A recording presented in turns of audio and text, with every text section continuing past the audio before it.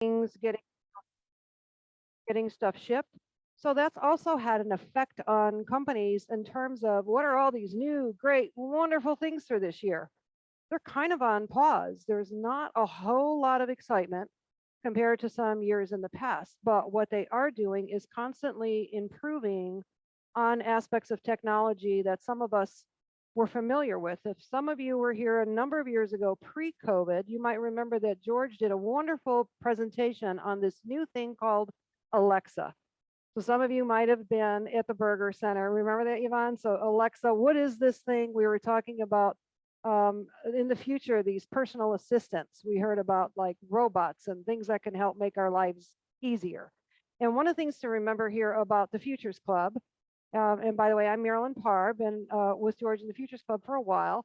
One of the things that we're really focused on is aging in place here in Oakmont, and that involves technology and having people be comfortable and making smaller incremental steps along the way. Because if you had to, if you just woke up from a dream and today you were advanced 20 years forward from 20 years ago, that would be an awful lot to take in. You got your laptop, you got your phone, you've got all kinds of new gadgets. You have this thing called Alexa or Siri, and how do I even begin? So kudos to everybody who has been trying to keep up in small steps. Hopefully I don't still have anybody here with a flip phone. Do I? Still?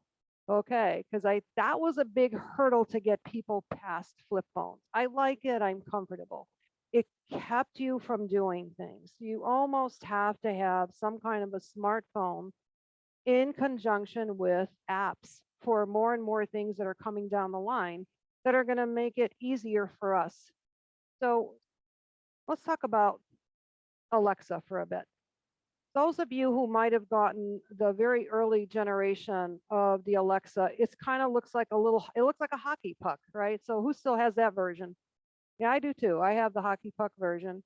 And that acted as small as it was, that was a hub. You could talk to Alexa and she could do things for you. But along the line, more and more things happened. So if you bought other little gadgets and connected them to your Alexa, it could do more things for you. So the photo over there on the left, the ball, is kind of what that little hockey puck looks like now. So it is your hub that you can connect things to. So I kind of did this around Christmas time. So I have Alexa turn on my Christmas tree for me every day, right? So I say every morning, I go, Alexa, turn on the Christmas tree. Today I said, turn on my beautiful Christmas tree because it finally has lights on it. And she did not obey that command because I diverted a little bit from what I set up as a routine. Now, the way that that works is there is a particular plug, and I'll show you that in my electrical lights from my tree. Plug into that plug, and it's an Amazon smart plug that talks to Alexa. In terms of safety, think about what we used to do before.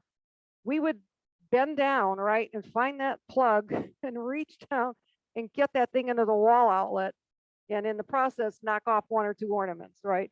And then we thought we were really high tech when they came up with the push button one. Remember, so some of us got those. You stepped on the button and turned your lights on. That was an improvement. Now you can just talk to Alexa and have her turn your tree on. Just for fun, when Christmas is over, I put my lamp back into that same little plug, but I don't change my command. So all year round, I have Alexa turn on my Christmas tree, but she's actually just turning on my reading lamp. I just find it kind of fun. Plus, I didn't want to go back in and change the routine. But that's so simple and a much safer way for you to do that. She could turn on lights for you. I have bedroom lamps that are also converted during the plug. I can walk into the room and say, Alexa, turn on all the lights, because I have several of them in the bedroom. At the end of the evening, I'm done reading. I just say, Alexa, good night. And she turns my lights off for me. I don't have to get out of bed. I don't have to reach over for a plug. I don't have to try to find that switch. Now, I could get more advanced with things and set up routines so that every night, if you're a person that's really in routine, every night she could just turn the lights on for me at, say, 7 o'clock at night. And I wouldn't have to do anything once I set that up. So that's just something that's really simple and easy to do. They're called routines. So if your Alexa is an Amazon product, so how many of you might have Amazon Prime? So in the beginning, you got it because you got free shipping, and now you get a whole bunch more things for Amazon Prime. So it is tied to Amazon. And how many of you do Amazon shopping? Right? So you ordered something and you're waiting for it to come. I can just yell at Alexa and I go, Alexa, where's my stuff? And she says, a shipment for delivery is out for today or whatever. And she'll give me that kind of confirmation. Oftentimes now I can hear the Amazon truck come and I know that something's coming. I'm also going to get it on my phone. But they just instituted something a couple of weeks ago. You want to thank your Amazon driver because he did bring you your package that you've been waiting for. You can now say to Alexa, Alexa, thank my driver. And your driver will get a thank you on their little device that they have. And it's kind of part of it is to help the driver feel part of that they're doing something and they're not this faceless delivery person and you're happy. So just it's a little human touch to this piece of technology. Has you got a question on that?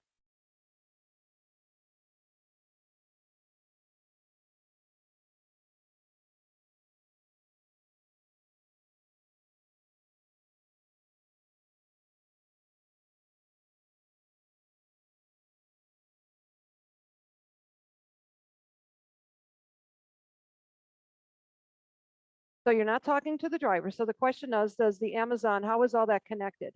Because I'm using Amazon to order my product, it's connected. And because my Alexa, my Echo Hub is connected, everything is interwoven, right? So it's all within this Amazon system. It knows I have a package. When your driver drops off your package, he's doing something at his end, right? So he's barcoding whatever, and it lets Amazon know that he has delivered your package. He's scanning something. He's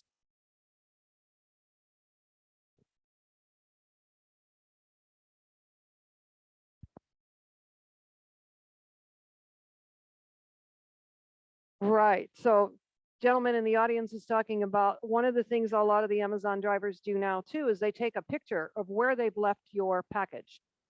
And so he's saying that when he saw the package picture, but he didn't have his package, it's because it went to the wrong house. So now he also has verification. And if you happen to know what your neighbor's porch looks like, you could figure out if it went there. So it is all interwoven together. So it's another little piece. The actual Alexa Echo now it's under $100. And if anybody's buying something for you, there's always these tech savings. There's times when you can get it for $50. This is the latest and greatest one, and it's 100, which is pretty reasonable. And then it can connect for you if you have any of these other Spotify and play your music. It can do all of that same thing. I can say to Alexa, Alexa, play me some holiday music. And she will just go through whatever what you get on your Amazon Prime for free, and just play me music. We get in a habit sometimes we sit down at dinner, if we're eating Italian food, I say, Alexa, play me some Italian dinner music. And she'll just play that music for me. If you're really a music nut and you have a subscription to say Spotify or one of these other services, you also can connect and get your own personal and play your own playlist that way. So very easy to set up too. A lot of what I'm showing you today is very easy to set up. And I know I can hear somebody saying, well, that's easy for her to say. It's not that easy. It actually is. Once you start, you plug in, when you get these plugs, let me show you. Here's the plug. So you can buy an Amazon smart plug for about $25. When they're on sale, sometimes you can get them for $10. You can stack more than one of these plugs into a wall outlet. So I have this plug, and say, like my example for the Christmas tree, that last strand of lights gets plugged into this Amazon smart plug. I use my app on my phone, and the app on your phone will look for devices. So the very first time it goes to devices, and it's going to look around. It's going to recognize this one that I plugged into the wall, it's going to ask me to name it. That's when I've named it Christmas tree or bedroom light, whatever you want to name something, you name it.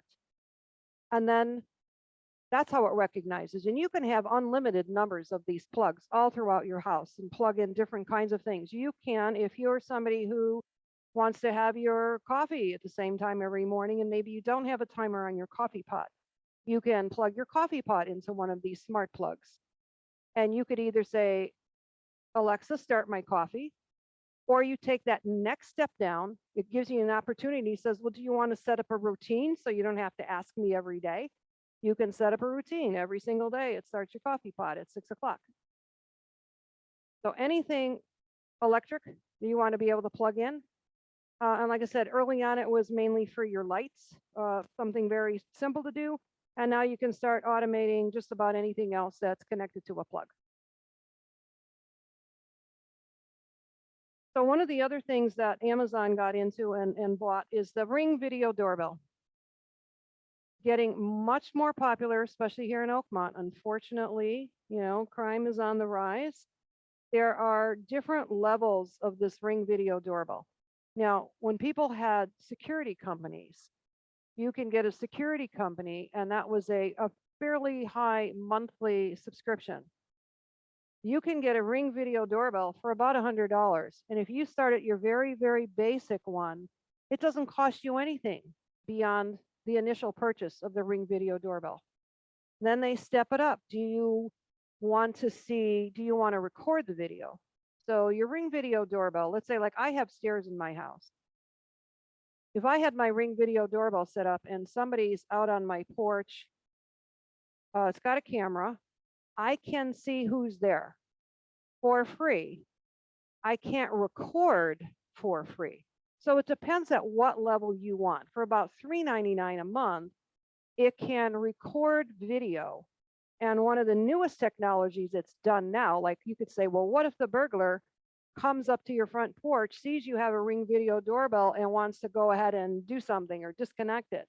It can start back recording something like 10 or 15 seconds before the motion even starts.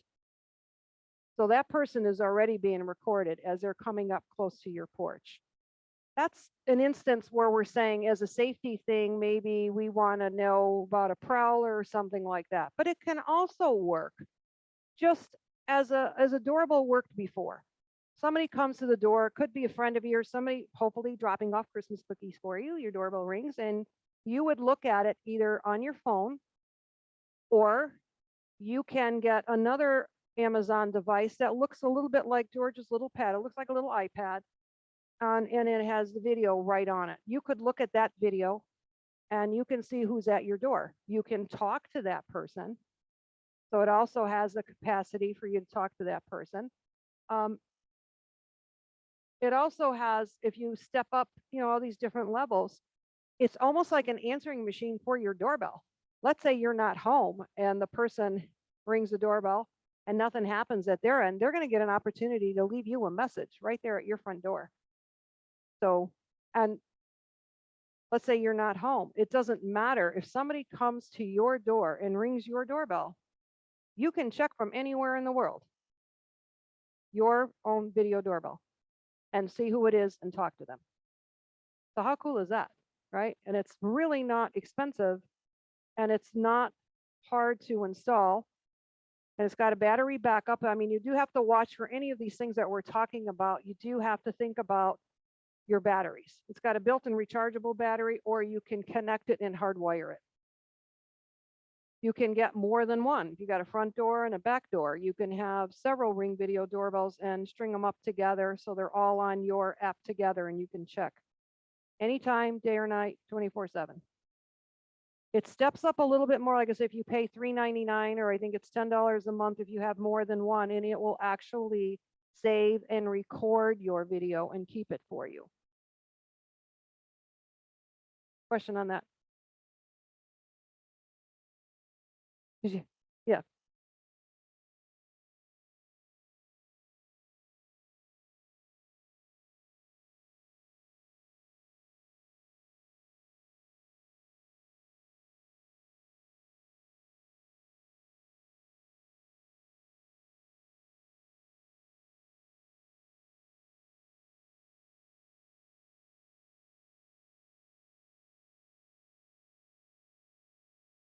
So this would be in your, you know how there's like premium, premium select, premium extras, there's all these different layers. The very top layer of this, if you elect to go that's a little bit higher of a monthly, it does exactly what you're talking about, what an alarm company would do. It could set off an alarm, it could notify the police, it could make that call for you. So that's at the ultimate part of what you're asking this doorbell to do. It starts out with something as simple as just letting you see who's at your door. And if you've got a smart TV, it will also, and you've got your TV on, it will also pop up on your TV for you. Now, this would be your TV at home, right? So you're comfortably sitting on the couch, you're watching TV, doorbell rings. You can get it right on your TV screen. Your little video shows you who's down there. And then that's pretty nice, right? And then you can see who's there. You know, like I said, it's fairly simple. If you can see in the, oh, one of the pictures is missing right there in the middle.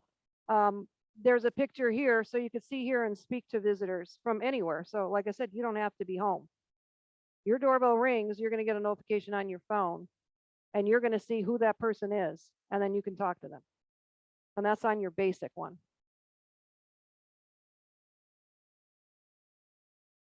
So another Amazon product, and there are competing ones to this. This is your Fire TV stick. I finally broke down just this year and got a smart TV. I had a very old TV. It was more than 10 years old. And I had the little Fire stick that you just kind of plugged in there. Now I have a smart TV, a little less work on my effort now to do streaming video. I finally broke my cable cord this year. So how many of you are still on Comcast or cable? Yeah, the cost of that was starting to get higher and higher and higher. And I found that I really just kind of like to watch British mysteries. You know, my selection of TV is different. And so through Amazon Prime, you already had a huge selection of Amazon Prime movies that you can watch. And then for a little extra, like I like the British stuff for $4.99 a month, I got BritBox. And I was just watching unlimited British TV. And then I'm thinking, why am I paying Comcast all this money when I'm hardly watching anything on Comcast anymore? So the initial cost of a Fire TV stick is pretty cheap. It's about $40. Sometimes you can get them for $20 or $25. You don't have to invest in a new smart TV. This is kind of your workaround. You just plug this little thing to the back of your TV. You could also take that Fire stick with you when you travel. So all your favorites and things that you set up in your profile, you could take it with you. Now, I know George used to do that before, and sometimes some hotels make it a little harder to get to your, some hotels make you jump through a whole bunch of hoops to figure out what the right port is to do that. But you can do it. And especially if you're visiting somebody and you're going to somebody's home, then it's much easier to do. You can just bring your Fire stick with you and just plug it into the back of the TV. And it's just as though you're watching your TV at home with your same profile, with your same favorites, where you last left off on the last movie, right? It's all there for you. But again, one of the things that you can do with this when you're in conjunction with things like the doorbell, you're at your TV and everything's all connected, that doorbell person is going to show up on your TV. So you already get access. Depends on whether or not you want to watch commercials, right? But we all kind of started out watching TV with commercials, right? I mean, way back when, you always had a commercial. So there's different layers to this. You don't have to even subscribe to things like BritBox. You can just get your free. And then there are providers that will provide you free TV shows and movies as long as you're willing to watch some commercials. So it depends on your comfort level. If you don't want that, you could pay a little bit more and just not have any commercials at all. But you've got, I don't know how much you need to watch, but you get 200,000 free movies. If you start now, you're never going to get through all of them, right? So there's a wide array for very little bit of money. And then if you want additional things, it connects to ones that you probably heard of, Sling or Hulu.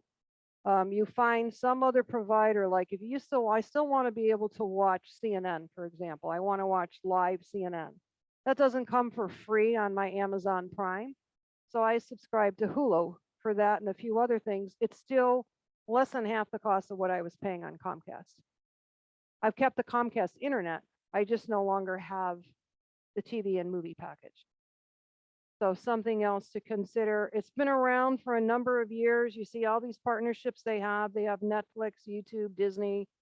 And it's a beautiful array of your home page with every one of these little things in a pretty colorful box. Makes it really easy to say, oh yeah, I want to click on my Hulu, and then when I click on my Hulu, goes, what do you want to watch? Live TV? Is it news? Is it sports? Is it movies? So you're pretty much just clicking through pretty pictures to help you find what it is you're looking for. Now, most of these also have, you can see that little, I guess some of my images aren't showing up. There's a little blue button you can talk into it. So you don't even have to go find something. You just talk to it and you say, Alexa, find me whatever movie it is you're looking for. And it will bring up the options. Maybe you've got Hulu and it'll say, well, that movie's on Hulu, or whatever it is, it's on Disney. You either have access to it or you don't, but she'll find it for you and present it to you in the different channels that it could be on. So again, we're getting closer and closer to just talking and asking for what we want. So you could be living alone and constantly talking throughout the day, right? And in fact, if that's something that you live alone, and another great thing that you can just do, you can set up routines where Alexa tells you, like I start my day every day with my flash briefing, and I pick who I want to hear from. I get CNN, I get NPR, I get the BBC, and my weather, and a podcast on gardening. You know, while I'm laying in bed doing my stretches, I'm listening to all my news. I just set that up one time and I get that every single morning. I just say, Alexa, play my flash briefing.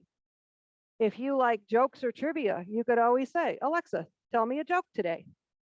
Or ask her any other kind of question. The things that you think about that you go to Google for, you can just do it with Alexa too. Alexa, tell me the difference between this or that, or any kind of trivia question. But you can have a wide array. Anything you can ask of Google, pretty much you can ask of Alexa. And I'm talking about Alexa here, but if you have Siri, which is the Apple version, right? So there are other ones out there too. So Siri is out there. So here's that little blue button there. So you just press that. It's got a little microphone in the top right-hand corner, and you just have Alexa find stuff for you. Because it's a huge array of choices that we have now on a Fire Stick, and nice simple way for her to find that for you. How many of you have a Fire Stick or been using a Fire Stick? Are happy with it? Works for you?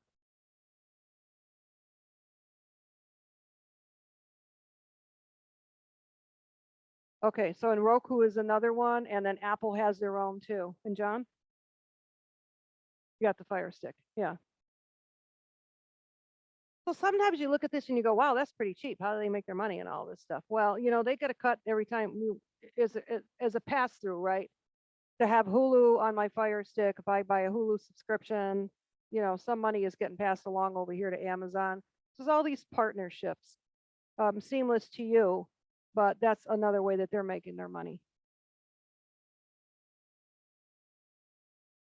I'm going to switch from something that's less techy. I had surgery. I'm recovering from knee surgery. So I redid my bathroom. And we all know that one of the things your doctors and PT always tell you they hate for you to have is floor mats, right? Tripping hazards that we need to find other ways to eliminate.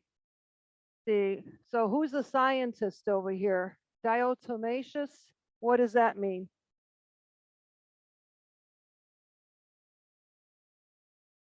From the earth, right? So this is like it's a technology for a bath mat that's if you just looked at it, you would probably say, well, that's kind of, it's like a rubber, right? It's some sort of a rubber, right? So it's got some weight to it. So you're not going to trip over it. But part of the technology is, if you can kind of see her foot over there, that's the 3 to 5 second look with, you can see barely the footprint, and within 10 seconds, it's gone. Now, you know that if you have a cloth mat, you could see your footprints on that thing for a pretty long time, right? And it could harbor germs, and that this is so much better for you. It's safer. Water gets absorbed within seconds. And I said the beauty of it the most is that it stays in place for you. It doesn't have to just be in your bathroom. You could put these things if you've got, say, a throw rug between your front door or your patio door and you go out and your feet are wet. This would be a great thing to put there. And again, it's going to stay in place for you. If you've got, does anybody have uh, the robotic vacuum cleaner? Anybody have a Roomba? The Roomba will slide right over this. If you've got a cloth one, sometimes it kind of gets stuck in there. So pretty affordable, higher than what a normal bath mat might be. A floor rug, you can get that usually $10, $15, $20. But how much safer is something like this? And some of them have, that one I just showed you there had the solid colors. A lot of them have gotten really cute. There's ones that say get naked. So you can have fun with them too. So very tech, but low tech. Yeah.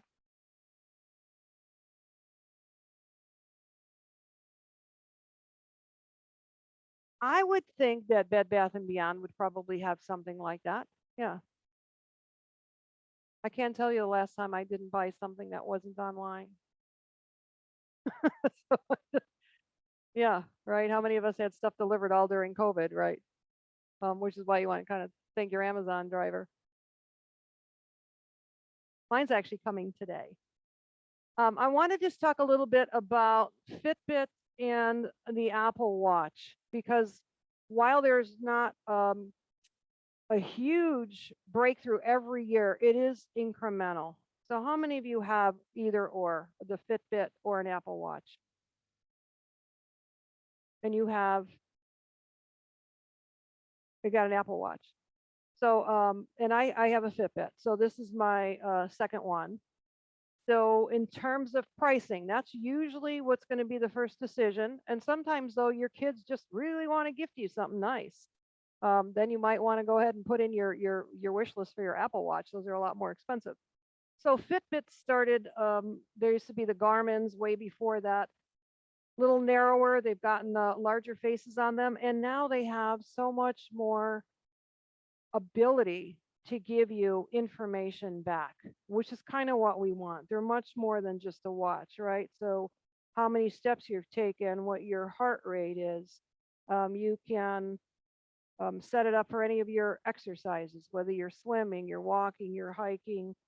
Um, the newer improvements now are these stress detections. That's kind of the newer feature now. If you were to get a later model of a Fitbit, a lot about stress management. It gives you a score. You notice that when you go to the doctors now, every time you go in every year for your physical, that is one of your questions, right? They're always asking about that stress factor because it can tie in to so many other health issues. So here's something that'll start to give you a score, so a sort of a baseline for you. AFib now, you can get some assessments there, irregular heart rhythm. More and more of these health matrix is where you're going to see the improvement. Sleep monitoring. So on average, the latest and greatest Fitbit will cost you somewhere between $200 and $300. You can still get older models. The $300 is about top of the line for the latest Fitbit. As opposed to the Apple Watch, you're talking $500 on up if you want the latest version of the Apple Watch. But the Apple one has a lot more features. And one of them that's really important right now is this crash detection and fall detection. So it can automatically connect you with emergency services if it detects that it thinks that you have fallen. I mean, how cool is that? Especially if you live by yourself, right? My mother's been passed away a number of years now, but she fell down the stairs a number of years before she passed away, and it took her a little over 2 hours to crawl her way up the stairs. There's just nobody to help her and no one for her to call. So that alone is a really nice feature. Yes, question.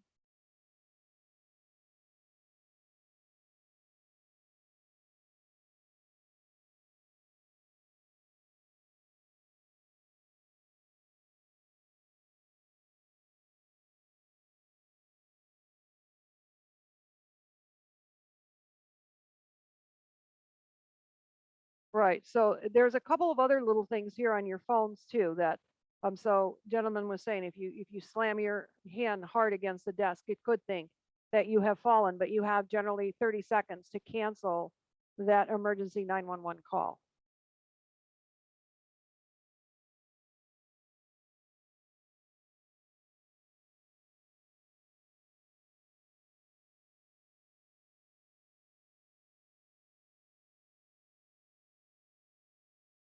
Yes, more and more is being done on the skin response, and that's where the latest and greatest ones have more and more perfected that. It's reading it through your skin. On your Apple one, it's looking at your blood oxygen. You could take an ECG anytime, check for irregular rhythm. You're looking at a little bit more detail on your sleep score than what you're getting on a Fitbit. Um,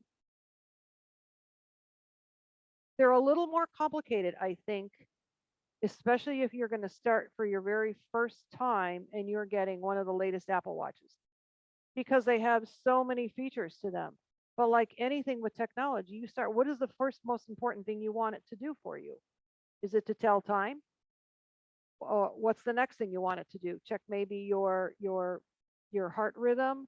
You work your way through the features. Don't ever put away your little booklet that comes with it, or sometimes now you have to do it online, and force yourself to do one step, next step, so that you get all the features of whatever you've bought. Start slow, get to your comfort level, and go, what else can this thing do for me? And talk to other people. A great thing to do is like, oh, I see you got an Apple Watch. What is it that you like about your Apple Watch? And find out from your fellow Oakmonters or other people that you know. Yes, sir.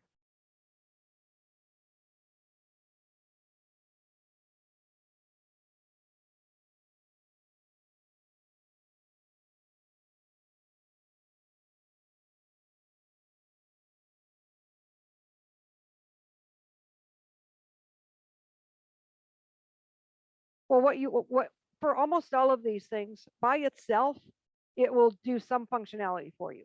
Your greater functionality is always tied to your phone. So an Apple Watch and an Apple phone, an iPhone, you're going to get all that data in much more detail on your phone. Same thing. I've got an iPhone, but I have a Fitbit. My Fitbit has an app on my phone.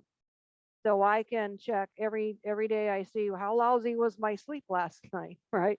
And because it's pretty lousy. And then I can see for the week, I get a report. So I get a Fitbit report at the end of the week that tells me some of the key elements. With Apple, you're going to get a whole lot more. And that just comes through your app. So yes, the more.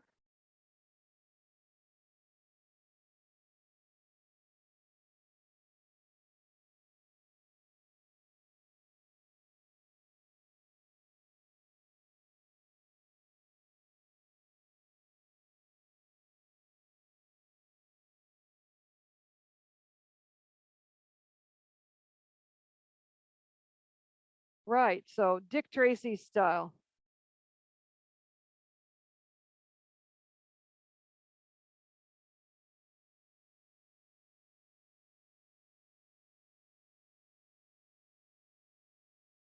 So one of the things I heard from you, and this is a habit, I think we're all getting better at this now. How many people used to just have their phones and then it's in my purse, I haven't turned it on. All right. So that's somebody who was carrying a phone for emergency purposes only. I think we're getting farther past that now with the comfort level. You're going to have a smartwatch, wear it. You're going to have your phone, and you see that I'm wearing this lanyard around my neck. That's one of the last things I'm going to show you. Particularly if you're somebody who's living alone, you may have medical issues. What happens if you fall and your phone is in your purse? You want to be able, we're getting more comfortable now having them on our bodies. That's when they're the most help to you, is when they're near you and not in the off position. Now, they do eat up with battery, so you got to get in some sort of a habit of how you're going to charge your phone and how you're going to charge your Fitbit. Now, like with my Fitbit, when it's running low, I'm at 38% right now. It will send me a signal on my phone and say, hey, your Fitbit's running low. I'm like, oh, okay, let me go charge it in. Something like this, I can charge it to a full charge in maybe 20 minutes. So it's really not that long. With your phone, you need to find something that works comfortably for you so that you remember that you get in a routine, so you're charging up your phone, right? Because you don't want it to run out. There are all kinds of little gadgets that you can have. That's another little neat gadget. You can get little gadgets just to give you just enough power on your phone. So it's not a bad thing to have in your car, in your purse. You forgot to charge your phone last night. You're away from the house and you're like, uh-oh, I'm down to like 20%. You can get just your little charger and stick it in and at least get you enough of a charge for you to be able to use your phone. And that's really important as we hopefully we dodged a bullet this year, but also during fire season, you got to get out of the house. You got to get out of the house. Your phone might not be fully charged up. It is really nice to have these little portable chargers until you can get somewhere else to having your phone. If you could just hold on for a second, I just want to go through and then we'll take some more questions. Here's another little one. How many people? I got some people here with eyeglasses on. So here's a newer technology one, pretty low cost, under $20, company called Peeps. So they've come up with this carbon microfiber tech that's supposed to give you the cleanest glasses around to take the place of the little cloth. And it all folds up in this handy little holder. It grasps your glasses so you're not putting your fingers anywhere on it, and improves your vision. It takes off the residue, the fingerprints, the streaks, the smudges. So if you got the glasses, doesn't help if they're dirty, right? How often do you even take them off and you go, oh my God, my glasses are so dirty, right? Simple little stocking stuffer called Peeps. Here's another one that twofold. Not bad to have something like a headlamp. We are also in earthquake territory. To have something readily available for power outages, but also for people who are crafting, right? Our eyes are not as good as they were. And if you're doing any kind of a crafting project, they've got these much more comfortable headlamps now. This particular, well, this is just one example of an LED headlamp. It costs about $75. This is kind of a top of the line one. You get 6 different brightness levels. So depending on how bright, a battery recharge on this will last you 35 hours at a lower light, 5 hours at really intense light. Comfortable to wear. It has a big range. So how many of you are maybe sewers, quilters, crafters, painters, you know? And again, you can adjust the light for your comfort level. So again, for safety and for crafts and hobbies, that's a nice one. Here's one that I used to talk about all the time during when we used to talk about safety, and people really like, what is that bulb? I bought these bulbs a number of years ago. They're rechargeable light bulbs that work just like a regular bulb. So you put this bulb in your lamp. Now, I got to put it in a lamp that's not set up with Alexa. So just a regular lamp. Anytime I've got that lamp on, it's constantly charging this bulb. Power goes out. It will hold, depending on how long you run this light, it will hold for anywhere from 4 to 5 hours. We've all lived through these PSPSs. The lights go out in the house. Hopefully you also have the Red Cross ones that are along your baseboards. You may not have your flashlight handy. This will just turn the lamp on for you. Wherever you have this, power goes out, the light comes on. And then depending on how long do you need it for, we never know whether our PSPSs are going to be a day, 3 days, or longer. So you're going to want to modify and not just leave that light on. Now, some of us in the beginning were using camping lights, solar lights, and you know how harsh that light is after a while. You're like, that is just not comfortable in my house. This is a very natural light. It's just like a regular light bulb. And so when I knew one of the PSPSs, we were guaranteed to have our power on the next day, man, I splurged. I left it on for like 5 hours. I'm like, I am reading the paper because I'm tired of having, you know, solar light or something else that's an unnatural light. Pretty inexpensive, under $40 for a 4-pack. They also have that little hook on them, little attachment. You can hang it up anywhere. You could walk around the house with it. You could just hang it up somewhere and have light descending on you in your room. So different companies make it. All you have to look for is rechargeable light bulbs on Amazon. Yes, Kathy. So when they were doing all those presentations at the burger, one of the things that they talked about, right? So it is just like your night light that you can plug in. A great place to put it is down your lower one along your baseboard. It just stays plugged in. And just like these bulbs, it only comes on when the power goes out. When the power goes out, it's got like three little lights, like little mini floodlights, and it just at least lights a path for you down your hallway or say from your bedroom to your front door to get out of the house. They're pretty inexpensive too, and you just line them up around your house. I don't remember what they even cost. They were pretty inexpensive. There were kits that they had when we were at the burger then, and you can get those, but part of a whole first aid kit from the Red Cross, emergency preparedness. Really inexpensive too. Does anybody have Apple AirTags? Apple AirTags? George has them. I have them. Okay, here's why we got them. And you can get 4 of them for $100. They're about that big. All right. So how many people are forgetful? How many times have you lost or forgot something? Whether it's your favorite umbrella, whether you're hiking and you just set those binoculars down on a bench, is what John did, and walked a mile away. And I said, look at that bird. And I get my binoculars and he's like, oh gosh, where did I leave them? About a mile back, he thinks, on some bench. That's what got us to get these, right? So you just hook on, you buy the AirTags, there's 4 of them there for $100. Then they make these little gadgets that you stick it inside of, kind of like a little keychain. So we each have one on our binoculars. I have one on my camera bag. I can take my camera out of my bag, but sometimes I set that camera bag down. So I have it on my camera bag. Ladies, you can put it in your purses. You can put it, like I said, a favorite umbrella. Some umbrellas cost a lot of money, right? You just put this little AirTag on there. It works the same way as your Find My Phone, right? You lose your phone. Your AirTags are connected to that Find My Phone feature. So the one on the left over there is just showing you where this guy John left his car keys, right? Because he's got a AirTag connected to his key. Gonna tell you a weird story. Sure. Okay. You know how we now have these car keys that you just leave in your pocket and you start up the car? Right. I mean, so you have a car key that's sitting on your counter. You walk into your car, you put your foot on the brake and start the car. You drive away.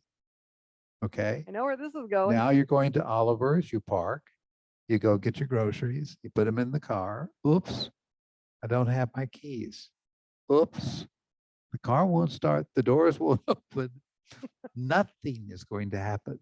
And It's really nice to know where the keys are. And we just had an incident just this week, actually, because I am not driving, or I was not driving post surgery, but my purse still had my key fob for the car. John's driving the car. It started because I'm in the car and I have the key, right? He drops me off at the library and he leaves, right? Same situation would have happened. I realized, and I call him right away and said, you better come back here and do not shut off that car because you don't have your key. And it was in that same situation. You could think about it as two ways. It's keeping track and finding your items. So John over there with his car key, he's not trying to prevent some sort of theft. He just doesn't want to lose his keys or can't find them, right? You can also try to use them as a theft deterrent.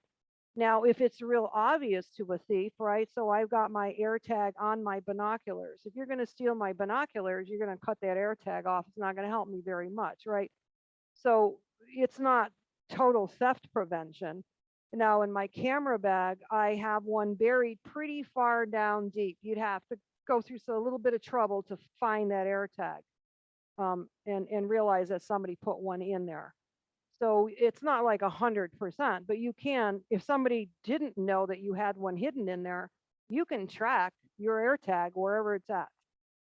Now, if I leave the car and my binoculars are in the car, but I don't need them at the moment, I left them in the car, I will get an alert on my phone.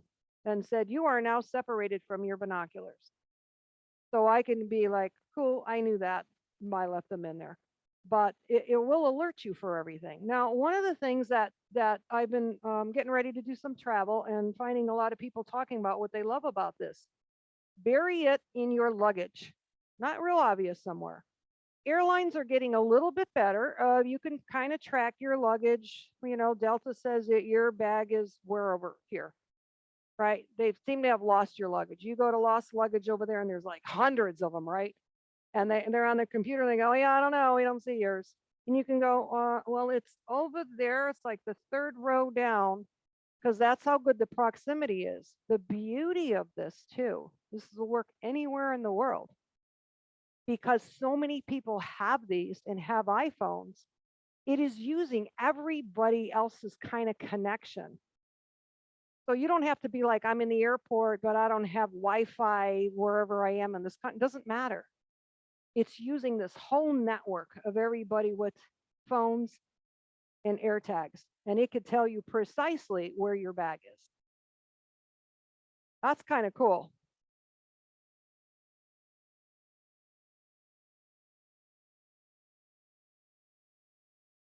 They can't see you or your tag. It's just using the network. It's not like somebody else is going, hey, it looks like Marilyn's missing her bag here. I know where it's at. I can go get it. It doesn't work like that.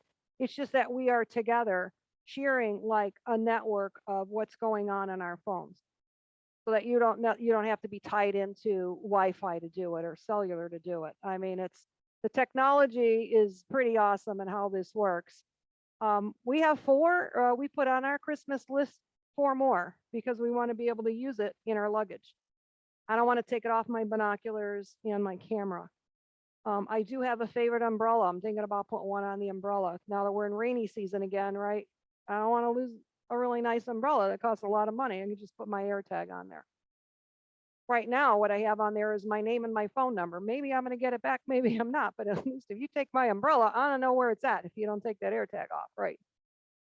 And come knocking on your door and go, you know what? I think you got my umbrella. What's $100 for 4 of them? Right? You can individually buy one for 30. So, and the last thing I wanted to finish off on is so inexpensive, under $20. Get yourself a phone lanyard. In the beginning, it's going to feel awkward. I have mine. I have one that has my license on the back. So during these past year or so, every time you had to show your COVID vaccination card, right? I've got that on my phone. What's the next thing they always ask you? And ID. So it would be, here's my COVID. Before they could even finish that, and I'd be like, and here's my ID. So my driver's license is here. They make ones that are a little thicker. So if you want to put credit cards or something in there, I don't bother with that. I do have my license here because I have gotten to the point now where I don't ever leave the house without my phone. So I know I have my license to drive because it's always going to be with my phone. Under $20, they come in all kind of snazzy colors. This example over here has one where it's got a credit card and a little bit of money. But you can get ones that have nothing on the back, or simple as this. Complicated as that, under $20, get in the habit of wearing it. You can also just wear it around your shoulder. You don't want to wear it around your neck. And the other handy thing is, because it has all this cording on it, if I lay it down somewhere, it's much easier to find. Trace all the cord, right? It gets down there in between the couch, pushing, and I got a little piece of cord sticking out. I'm like, oh, that's where my phone went. Okay. And also put an AirTag on it. Right? So if you're not the type of person who carries it with you all the time, you can add an AirTag to this because you lose your phone. Kathy.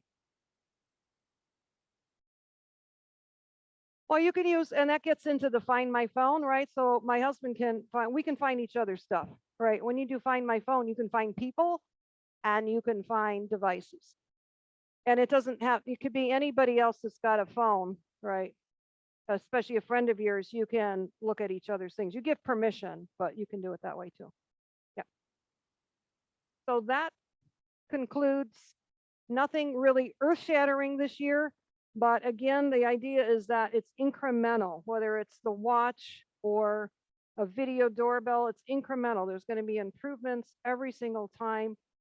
Start basic, work your way up. It'll be so much easier for you than trying to take and absorb everything brand new. Marilyn, I cannot thank you enough. And for anybody who doesn't know, Marilyn is not only fighting a recent knee surgery, she also has been doing triple time, moving the library twice. Okay. So kudos to Marilyn for taking the time to share with us today. Thank you. And All right. George and Rhonda and Yvonne and Barbara have been my volunteers at the library too, so I thank you. Okay, any questions? If you're on Zoom, feel free to unmute yourself and just ask your question. Any remaining questions in the room? Anyone here?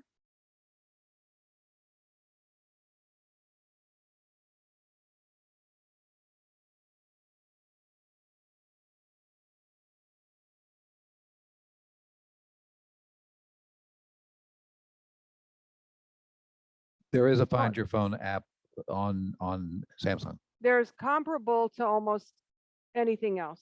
They might call it something different, but there's comparable. No, like on an iPhone, there's actual it comes with your phone. Basically, it says find my phone. It does more things than that, and yours will do it too.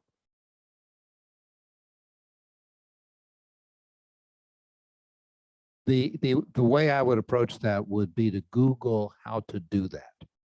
Yeah. Okay, that will give you the detailed instructions. What we've done is my wife has an Apple, I have Google. Okay, and we have a trace each other app. So I know where she is, she knows where I am. And I use that Yeah. all the time. I could tell what hole John's on the golf course.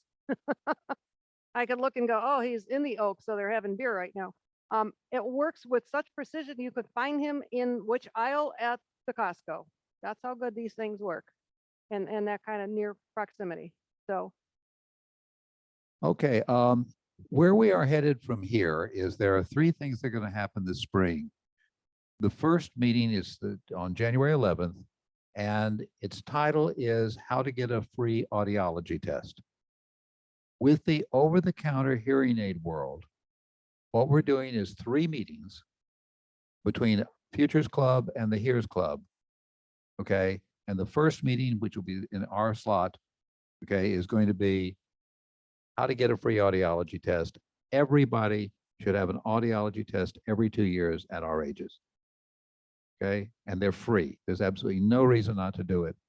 Okay, 50% of people over age 75 has a severe enough hearing problem that it literally affects the possibility of their getting dementia early and can affect depression.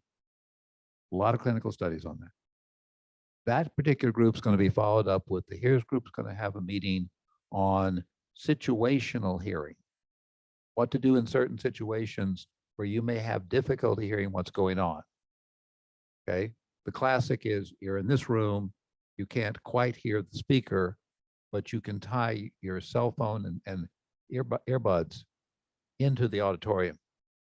Okay, the third meeting will be actually an Oakmont-wide town hall where we're going to have a panel of people talk about how do you pick an over-the-counter hearing aid, if that's the right answer for you, because it will be for a lot of people.